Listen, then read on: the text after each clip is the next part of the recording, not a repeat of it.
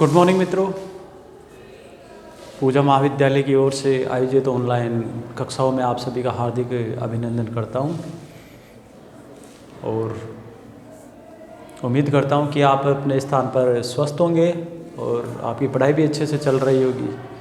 इसी पढ़ाई की अगली कड़ी में आज आपके सामने मैं एक प्यारी सी कहानी लेके आया हूं आपके सिलेबस की, जिसका नाम था उसने कहा था, जिसके लेखक है चंद्रधर शर्मा गुलेरी जी। और ये जो कक्षा होगी अपनी वो प्रथम क्लास होगी और बीए प्रथम वर्ष की हिंदी साहित्य की। ठीक है, अब ये जो कहानी है बड़ी मर्मस्पर्शी कहानी है, उसके ऊपर अपन विस्तार से चर्चा करेंगे। उससे पहले जो इसके लेखक है चंद्रधर शर्मा गुलेरी जी, उनके जीवन परिचय के बारे में थोड़ा सा अध्ययन कर लेते। अगर लेखक परिचय की बात करूं मैं तो चंद्रधर शर्मा गुलेरी जी लेखक है और इनका जन्म हुआ था जयपुर में 1883 ईस्वी में और इनकी मृत्यु या देहावसान हुआ था 1922 ईस्वी में। ठीक है, इन्होंने अजमेर की जो मेयो कॉलेज है वहाँ पर काफ़ी दिनों अध्ययन भी करवाया और जो मदन मोहन मालवीय जी है, मदन मोहन मालवीय जी का भी इन्होंने शिक्षा के क्षेत्र में या समाज सुधार में काफ़ी कुछ सहयोग किया है। ठीक है, आगे अगर बात करें तो इनके पिताजी का नाम है शिवराम शास्त्री और माताजी का नाम है लक्ष्मी देवी। ठीक है, इसी कड़ी में आगे ये मल्टीपल व्यक्तित्व थे या व्यक्ति थे, बहुभाषा विज्ञ थे, बहुत सारी भाषाओं का उनको ज्ञान था, जिनमें संस्कृत भाषा जानते थे, पाली भाषा हो गई, प्राकृत भाषा हो गई, हिंदी भाषा हो गई, बांग्ला हो गई, अंग्रेजी हो गई, लैटिन हो गई। इसीलिए इनको बहुभाषा विज्ञ भी कहा जाता है।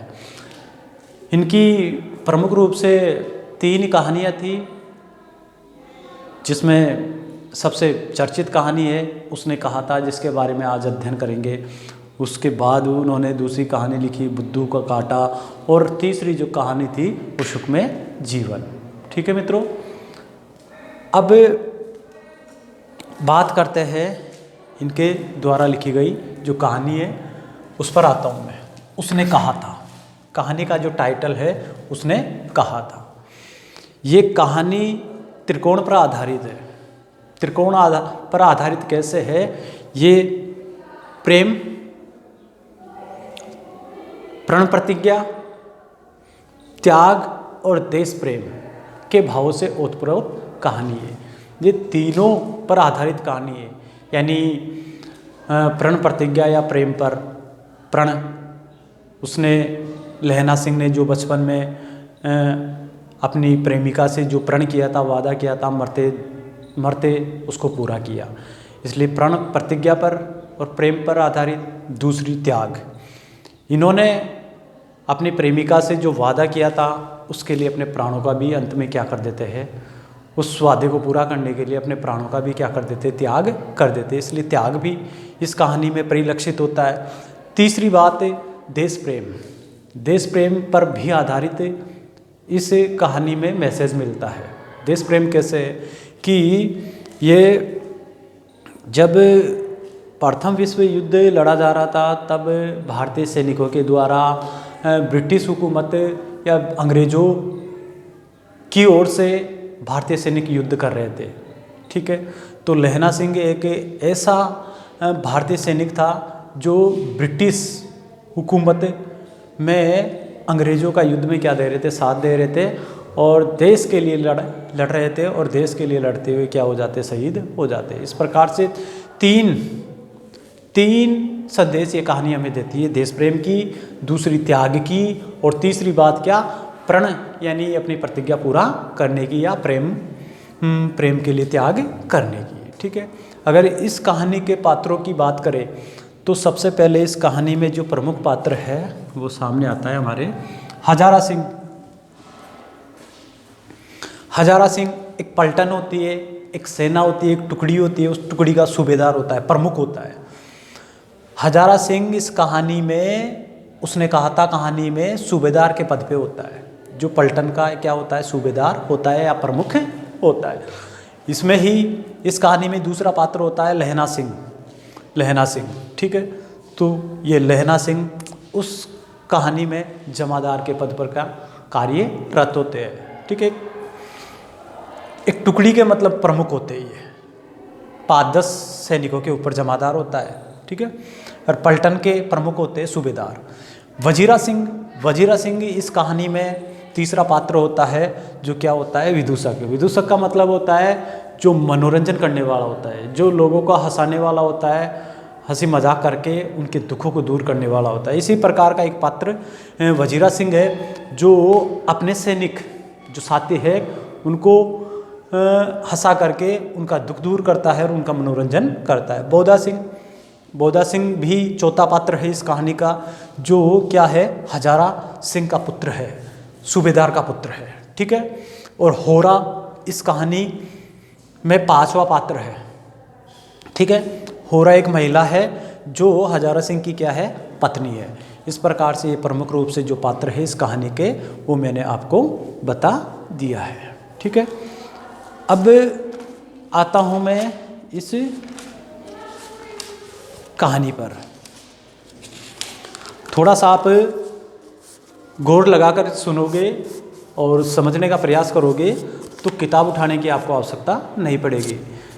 जितनी भी कहानी है वो वर्बली आपको मैं मौखिक रूप से बहुत ही बढ़िया तरीके से समझाने का पूर्ण प्रयास करूँगा, ताकि आपको अधिक से अधिक अधिगम हो सके और अधिक से अधिक बोध हो सके इस कहानी के संबंध में, ठीक है। अब बात करते हैं कहानी पर।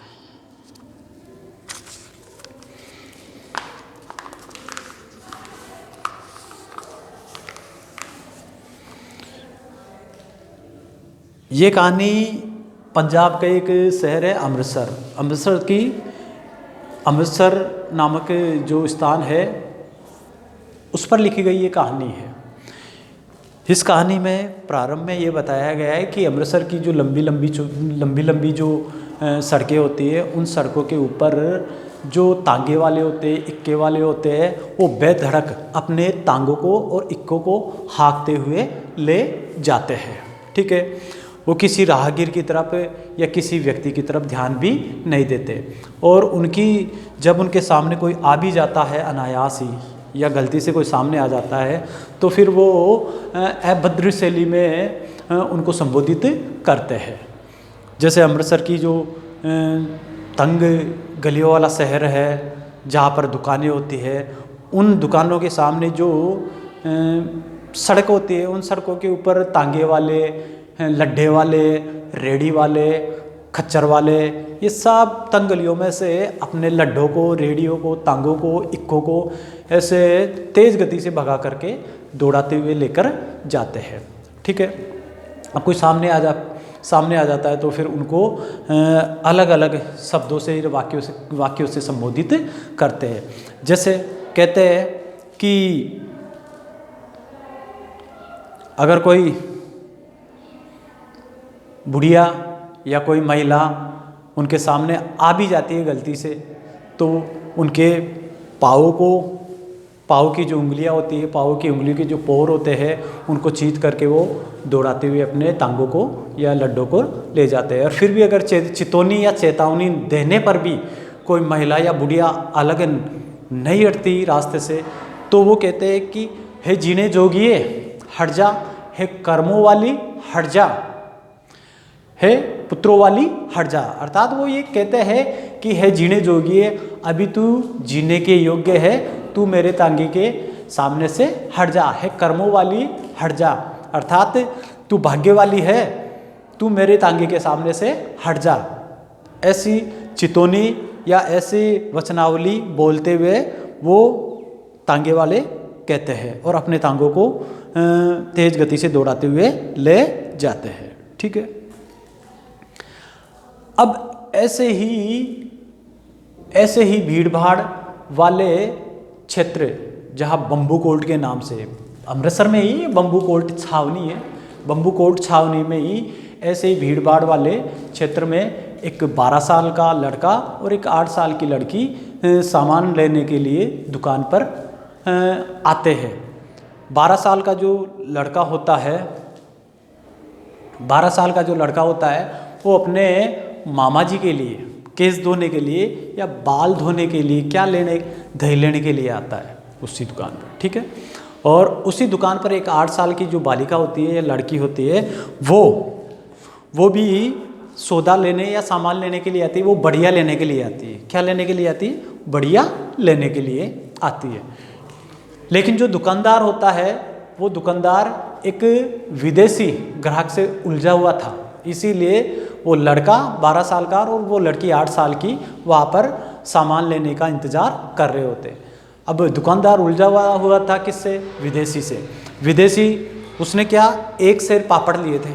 अब एक सेर पापड़ में जो फीस थे या जो पापड़ के जो भाग थे उनको गिने बिना वो नहीं जा रहा था। जैसे ही दुकानदार ने उस विदेशी को पापड़ गिना करके फ्री किया, उसके बाद उस 12 साल के लड़के को और लड़की को दुकानदार ने सौदा दे दिया, दे करके फ्री कर दिया, ठीक है।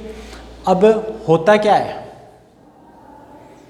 होता क्या है, इतने में ही वहीं पर तेज गति से तांगे वाले आते हैं और उस समय जब लड़की जाने वाली होती है तो वो लड़की उस घोड़े के जो तांगा है, तांगे के घोड़े के पाँव में चली जाती है। तब वो 12 साल का लड़का देखता है और देख करके उस लड़की को घोड़े के पाँव में जा कर के जान पर खेल करके उस लड़की को वो बचा लेता है और तख्ते पर उसको खड़ा कर देता है। तो इस प्रकार से अपनी जान दांव पर लगा करके वो 12 साल का लड़का उस लड़की को तांगे या घोड़े के पाँव में आने से उसको क्या कर लेता है, बचा लेता है, उसका रक्षण कर लेता है, ठीक है दोस्तों। अब क्या होता है कि वो लड़की उसकी तरफ बड़े कृतज्ञ भाव से देख करके वो चली जाती है। अब क्या था, संयोग से ही दूसरे दिन दूध वाले के यहाँ पर मिल जाते हैं। संयोग से ही वो लड़की और वो लड़का दूध वाले की दुकान पर मिल जाते हैं, सब्जी वाले की दुकान पर मिल जाते हैं। तब लड़का पूछता है कि लड़की से कि तुम कहाँ पे रहते हो? तो बोले मगरे में, पीछे ही। लड़की बोलती है कि मगरे में यानी पीछे ही रहती हूँ, इस स्थान से पीछे ही रहती हूँ, मगरे में, जहाँ अतर सिंह जी मेरे क्या है, मामा जी है। तो मैं यहाँ पर मामा जी के अतर सिंह जी जिनका नाम है वहाँ पर आई हुई हूँ और या पीछे ही रहती हूँ। लड़की जवाब देती है किसको? लड़के को। अब लड़की पूछती है उस लड़के से कि आप कहाँ पे रहते हो? कि बोले मैं मांझे में रहता हूँ, मैं मांझे में रहता हूँ और मैं भी यहाँ पर अपने मामा जी के आया हुआ हूँ।